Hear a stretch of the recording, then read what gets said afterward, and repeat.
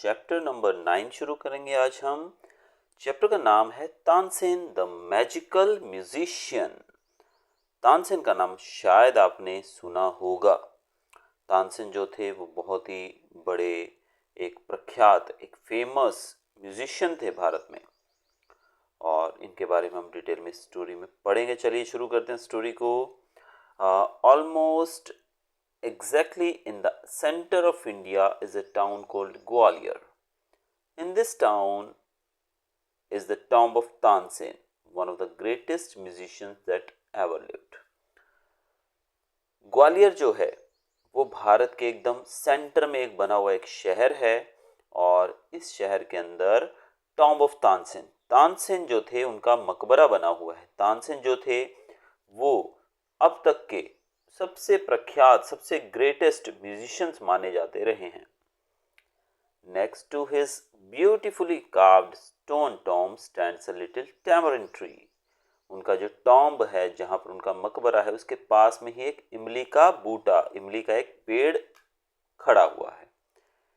It is believed that by eating a leaf of this tree and touching the tomb, a singer can improve his voice. अक्सर भारत के अंदर हम अक्सर देखते हैं कि ऐसी चीज़ों को बहुत माना जाता है, बहुत विश्वास किया जाता है।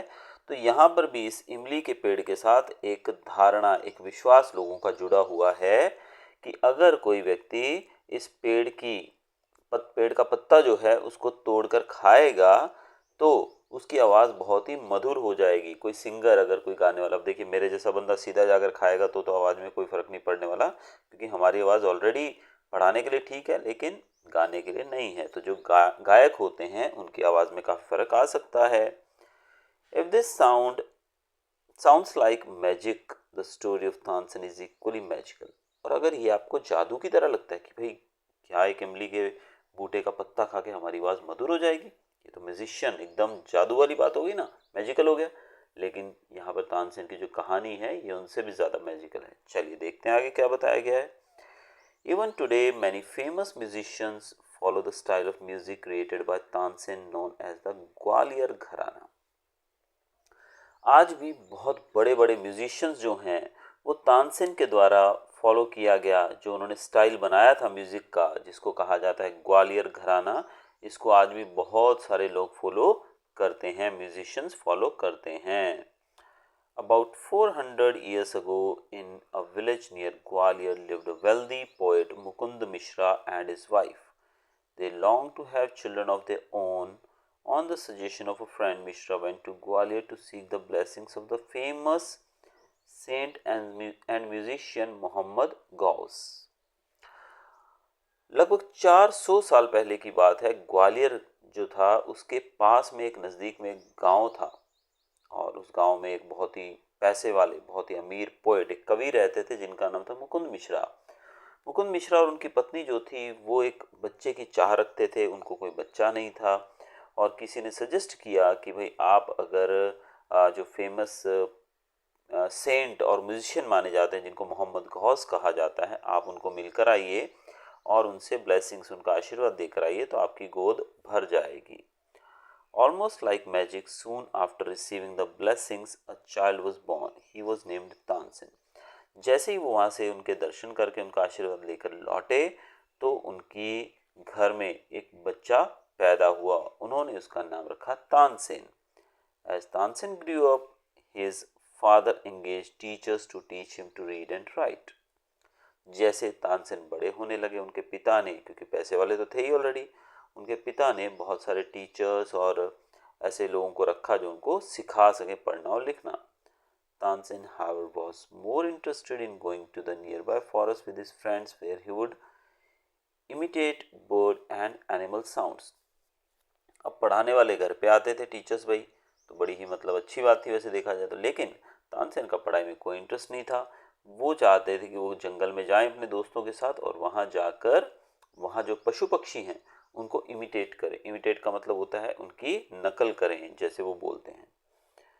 Once a group of singers was passing through the forest. Tansen hid himself in some bushes and roared like tiger. So lifelike was the sound that the singers became frightened. When the boy showed himself, the leader of the group praised his tiger-like roar, encouraged Tansen. Tansen made more animal and bird sounds. The leader was greatly impressed by Tansen's performance. He was none other than the famous music teacher Haridas. एक बार की बात है, कुछ गायकों का झुंड, singers का झुंड जो था वो जंगल से गुजर रहा था।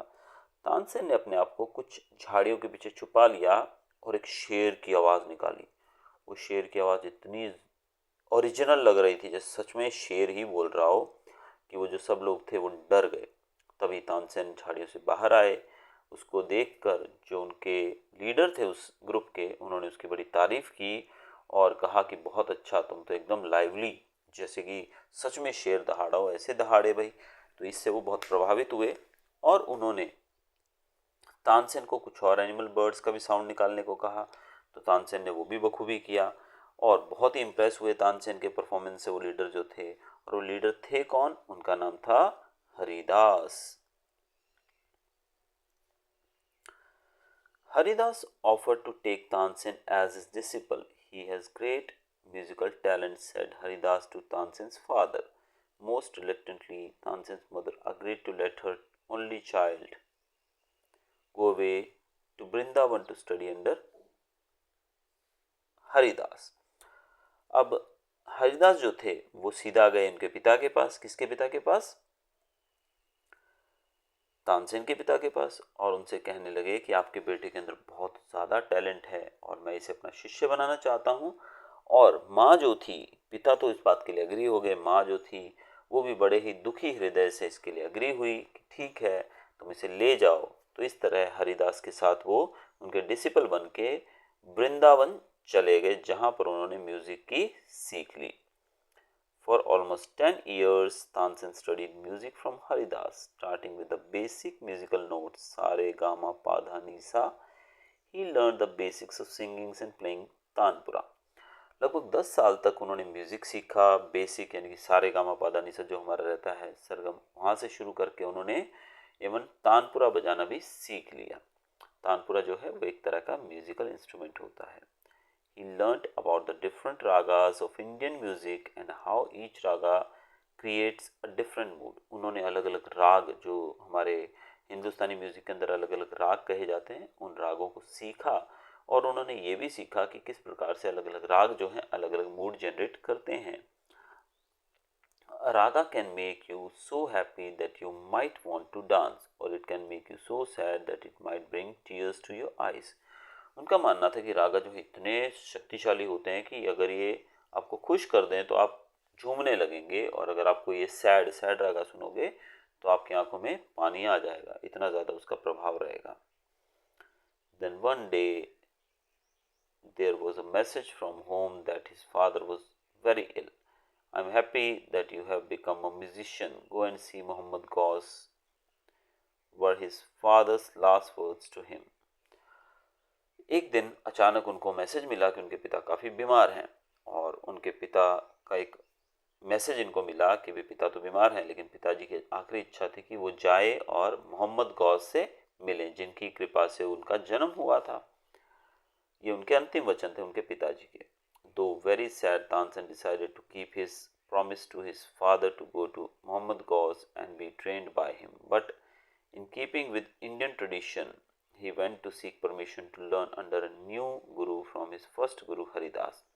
अब देखिए यहाँ पर अड़चन ये आ गई कि मोहम्मद गौस जो थे उनकी कृपा से इनका जन्म हुआ था। उनके माता पिता को इन्होंने मोहम्मद गौस ने आशीर्वाद दिया था, तभी तो तानसेन का जन्म हुआ। लेकिन अब वो सीख रहे थे हरिदास के अंडर में सब कुछ। तो ऐसे में पिता की आखिरी इच्छा थी कि तुम मोहम्मद गौस के पास जाके उनसे सीखो। तो ऐसे में उनको पिता की इच्छा भी आखिरी पूरी करनी थी, लेकिन एक अच्छे शिष्य की तरह वो हरिदास जी के पास गए और उनसे भी परमिशन मांगी।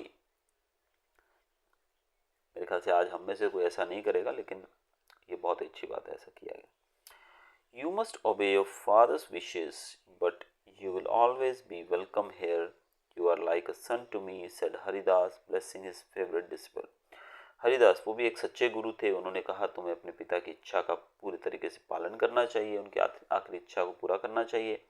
तुम जाओ, लेकिन हमेशा तुम्हारा यहाँ पर स्वागत रहेगा, तुम मेरे बेटे की तरह हो और इस तरह कहते हुए उन्होंने उनको आशीर्वाद दिया और वहाँ से जाने की अनुमति दी। Tansen studied under Muhammad Ghaus for 3 years, developing his musical talent. During that time, Muhammad Ghaus introduced Tansen to the ruler of Gwalior. They became good friends and Tansen would often visit ruler's palace where he would listen to other musicians.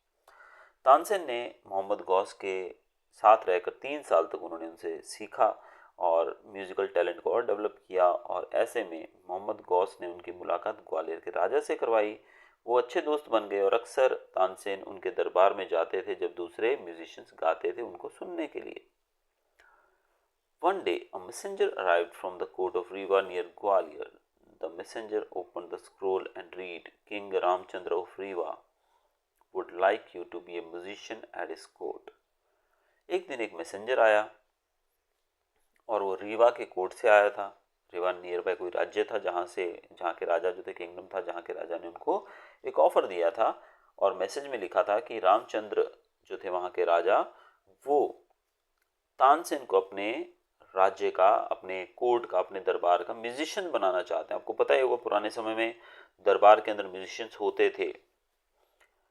This was a great honor and the first step in Tansen's rise to fame. King Ramchandra admired Tansen's singing. The Emperor Akbar once went to visit to Rewa. King Ramchandra arranged for Tansen to entertain his royal guests.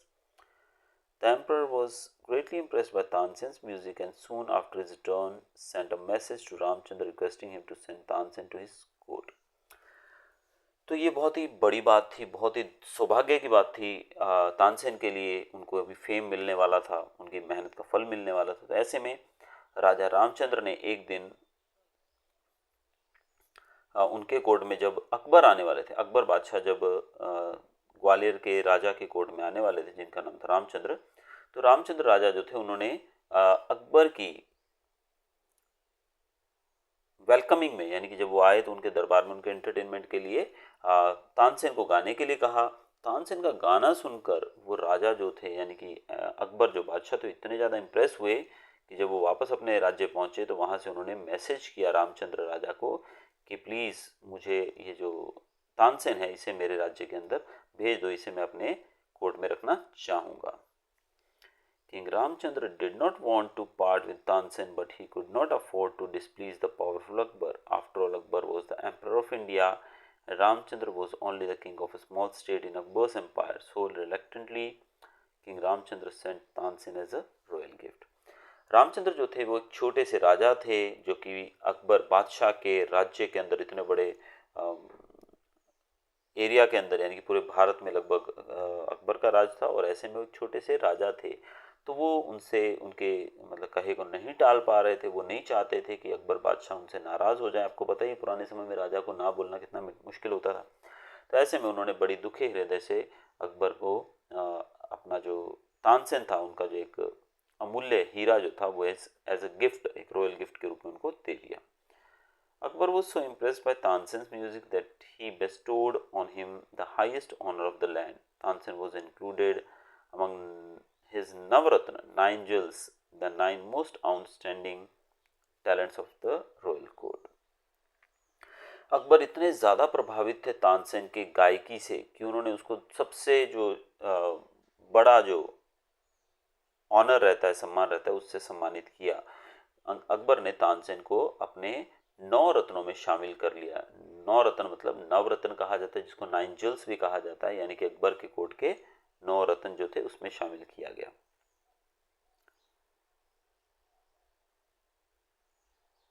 Besides performing in the court, Tansen would often sing alone for the emperor. At night he sang ragas that would soothe and help Akbar fall asleep, and in the morning Tansen sang special ragas that would gently awaken the emperor. There are many stories told about the power of Tansen's music. It is said that when Tansen sang, birds and animals would gather to hear him. Tansen जो थे वो राजा के लिए भी गाते थे, यानी कि दरबार में तो गाते ही थे, लेकिन राजा के लिए पर्सनल अकेले में भी गाते थे। यानी कि जब राजा को नींद नहीं आ रही थी तो तानसेन का गाना सुनकर वो सो जाते थे। इतना मधुर गाना होता था, और स्पेशल रागा को सुनकर ही एम्परर उठते थे। ऐसा कहा जाता है कि जब वो गाते थे तानसेन, तब आजू बाजू के पशु पक्षी उनके गाने को सुनने के लिए इकट्ठे हो जाते थे। वन इवनिंग, एक दिन की बात बताई गई, शाम के समय emperor Akbar decided to visit Tansin. When the emperor arrived, Tansin was singing and playing the tanpura. The emperor sat quietly in the veranda and listened to him.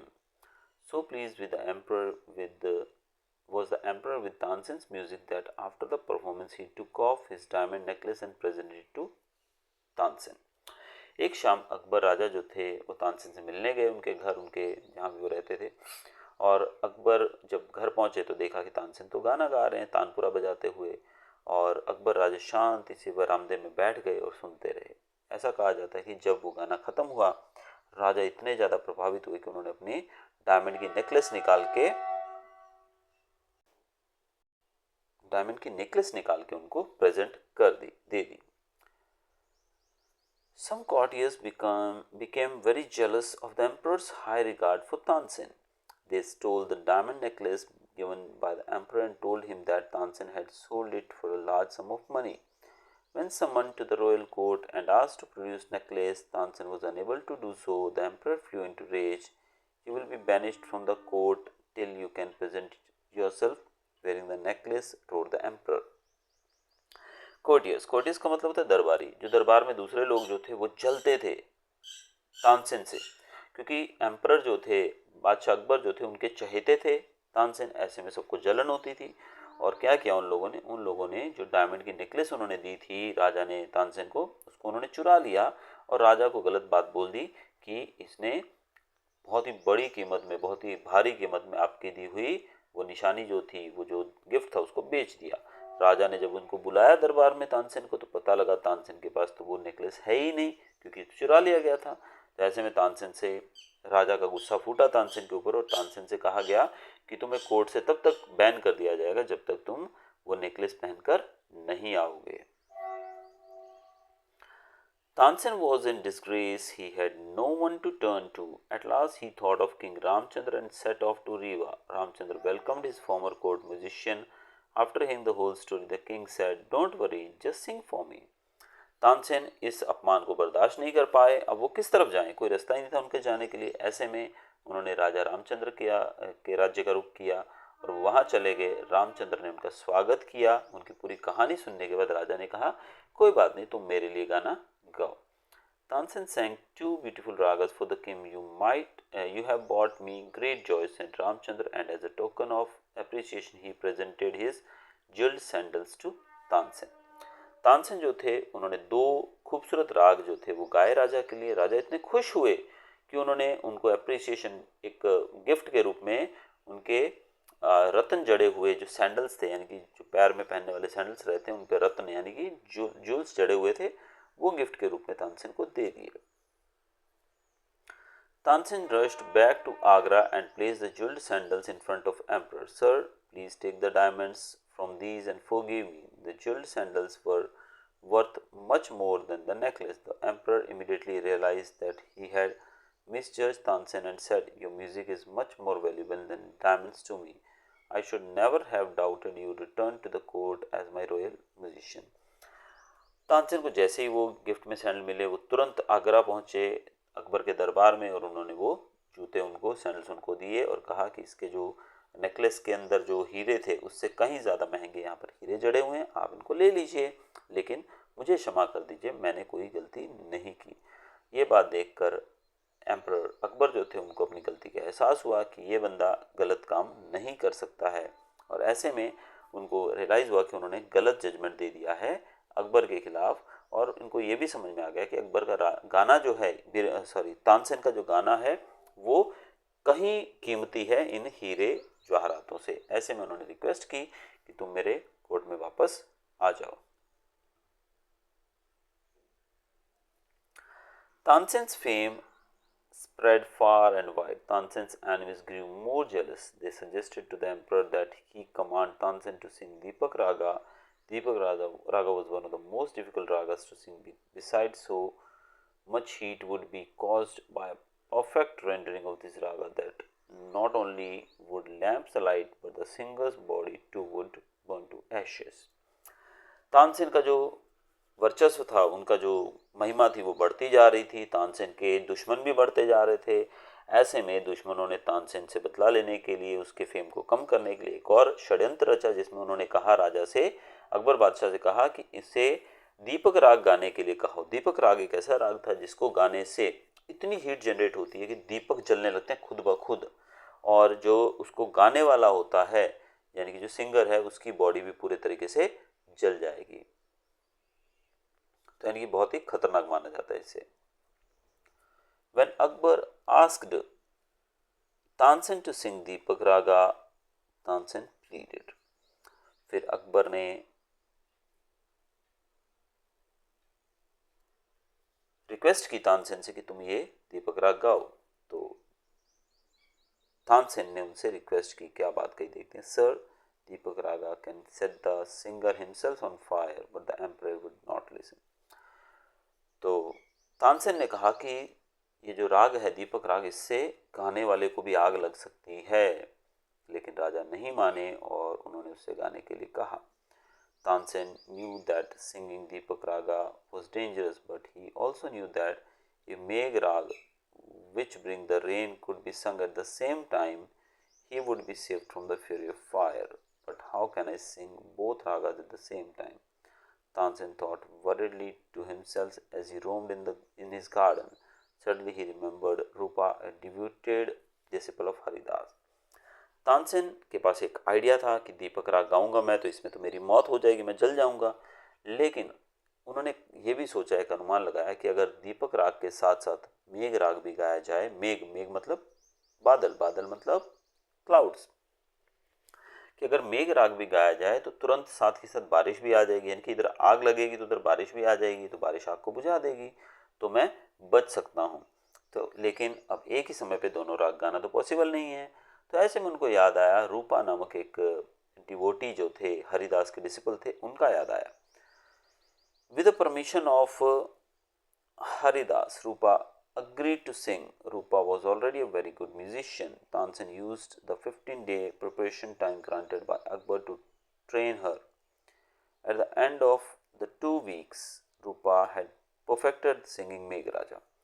अब हरिदास जो थे उनसे परमिशन लेके रूपा उनके पास गाने आई, और तानसेन ने 15 दिन का प्रिपरेशन का समय जो अकबर ने उनको दिया था, उस 15 दिन के अंदर उन्होंने रूपा को और ज़्यादा तैयार कर दिया। अब 2 हफ्ते ख़त्म हो गए तो रूपा जो थी वो एकदम परफेक्टली मेघराग गाने लायक हो गई। On the day of performance, the court was packed. Unlit lamps were placed on the walls. As soon as the emperor entered and sat on the throne, Tansen began the alap. जैसे ही वो गाने का दिन आया, बुझे हुए कुछ दिए रख दिए गए ये देखने के लिए कि दीपक राग के बाद ये जलते हैं कि नहीं, और एम्परर पहुंचे। एम्परर के आते ही तानसेन ने अपना आलाप शुरू किया, यानी कि उन्होंने गाना शुरू किया। As Tansen sang on, the surrounding air got warmer. The audience started perspiring. Leaves and flowers in the garden dried and fell. जैसे उन्होंने गाना शुरू किया, हवा गर्म होने लगी, ऑडियंस को पसीना आने लगा, सुनने वालों को पत्ते और फूल जो थे गार्डन में वो सूख कर गिरने लगे to the ground. Water in the fountain began to boil. Birds flew away to escape. The lamps lit up and flames appeared in the air. पशु पक्षी गर्मी से बचने के लिए दूर चले गए। झरने का पानी जो था, फाउंटेन फवारे का पानी होता है जो, वो उबलने लगा। लैंप्स जलने लगे, फ्लेम्स चारों तरफ आग ही आग चलने लगी। People fled from the court in terror. As the emperor stood up, listening with awe, a rose that he often held in his hand drooped. Now Tansen's body was hot and feverish, but absorbed in Deepak Raga, he continued to sing vigorously. अब सब लोग जो थे दरबार में, सुनने वाले लोग सब भाग गए, सब देखते हुए कि गर्मी बढ़ रही थी, जलने से किसको डर नहीं लगता, भाग गए सब लोग। अकबर बादशाह के हाथ में आपने अक्सर मूवीज के अंदर भी एक रोज देखा होगा, एक गुलाब देखा होगा, वो गुलाब जो था वो सूख कर नीचे गिर गया, नीचे की तरफ बेंड हो गया। तानसेन की बॉडी का टेम्परेचर बढ़ रहा था, दीपक राग में वो खोए हुए थे और बड़े खोकर वो गाते जा रहे थे। Seeing Tansen in this state, Rupa began singing Megh Rag. As her voice grew stronger and soared, the sky became dark with clouds. Soon rain came pouring down. Many among the audience rushed out to be cooled by the rain. Soon everything returned to normal. People showered praises on Tansen's genius. Though the emperor was very pleased, he was shocked that he had almost lost his greatest musician to the fire of the singer's own music. Tansen की body का temperature बढ़ते हुए देख रूपा ने उधर गाना शुरू किया मेघ राग। जैसे उसकी आवाज़ बढ़ने लगी, आसमान में गूंजने लगी, आसमान में काले बादल छा गए और बारिश शुरू हो गई। ऑडियंस जो थी वो भी बारिश में अपने आप को ठंडा करने के लिए भीगने आ गई और तानसेन की बॉडी के ऊपर भी जो पानी गिरा, राजा जो थे उसको इस बात का एहसास हुआ अकबर को कि उन्होंने एक बहुत ही इम्पोर्टेंट बहुत ही ज़्यादा अपने कीमती एक रत्न को खोने से किस तरीके से मतलब बचे हैं वो खोते खोते। Tansen's fame now spread like the flames of Deepak raag. अब तानसेन का फेम जो था, उनका जो नाम जो था, जैसे दीपक राग के द्वारा आग कैसे लगी, उस आग की तरह पूरे एरिया में फैलने लगा। Centuries later, Tansen's music has lived on. It has been passed on from guru to disciple, and every year in Gwalior, near Tansen's tomb, a music festival is held. Musicians come here from all over India to perform and pay homage to Tansen. सदियां बीत चुकी हैं इस बात को, लेकिन आज भी तानसेन का म्यूज़िक ज़िंदा है और गुरु जो हैं जिनको वो म्यूज़िक आता है तानसेन का, उसी म्यूज़िक को आज भी ग्वालियर घराने के म्यूज़िक को दूसरे लोगों में यानी कि डिसिपल्स में, शिष्यों में आज भी बांटा जा रहा है। और हर साल तानसेन की जो ग्रेव है, जहाँ पर उनको दफनाया गया था, उनके मकबरे के पास हर साल एक म्यूज़िक फेस्टिवल लगता है, जहाँ पर पूरे भारत से आए हुए लोग जो हैं म्यूजिशियंस वहाँ के गाना गाते हैं और उनको अपना होमेज यानी कि अपनी श्रद्धांजलि अर्पण करते हैं। तो ये थी तानसेन की कहानी। होपफुली बच्चों आपको मज़ा आया होगा। अगर आपको वीडियो अच्छा लगा हो बच्चों तो चैनल को सब्सक्राइब करना मत भूलिएगा। हो सके तो वीडियो को ज़्यादा से ज़्यादा अपने दोस्तों के साथ शेयर भी कीजिएगा ताकि उन्हें भी इसका बेनिफिट मिल सके। तो मिलते हैं एक नए वीडियो के साथ। Till then goodbye, thanks for watching.